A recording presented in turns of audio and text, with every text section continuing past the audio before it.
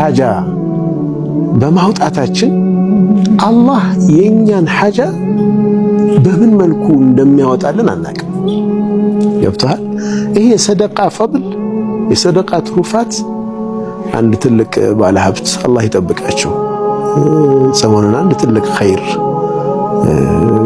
እንደነየቱ ሰማሁና ወላሂ በጣም ደስ ብሎኝ ግንባራቸውን ሳምኳቸው።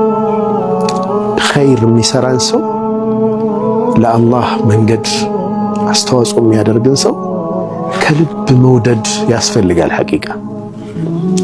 እና እኔ ከአላህ ጋር ዲል አለኝ። በቃ ስምምነቴ ጌታዬ ስጠኝ እሰጣለሁ፣ ካልሰጠው አላህን ማታለል አልችልም። እዚህ ይሰጠኛል እሰጣለሁ፣ ስጠኝ እሰጣለሁ። እንዲህ አይነት ይህን ፓስኮድ መረዳት ይፈልጋል፣ ማመን ይፈልጋል። ይህንን እኮ በነገራችን ላይ ሙስሊም እንኳ ባትሆን ማለት ነው ሐቂቃ የሚሰጡ ሰዎች እያደጉ ነው የሚሄዱት። ይህ ናቹራል ሎው ነው። በቃ በመስጠት ውስጥ ነው ሲሳይ የተጨመረልህ ሪዝቅ የተጨመረ የሚሄደው።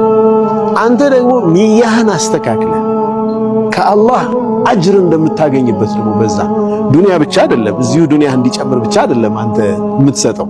ይሄ ዲፎልት ነው ማለት ነው። ወይዘር you are ሙስሊም or not ይጨምርልሃል። አላህ ስትሰጥ ይሰጣል። በቃ የሚሰጥ ሰው ያድጋል፣ ማንም ይሁን ማን ማለት ነው። ሙስሊም ደግሞ ስትሆን አላህ ዘንድ አኺራ ዘንድ ተጨማሪ የሆነ ነገር ደግሞ ምንዳት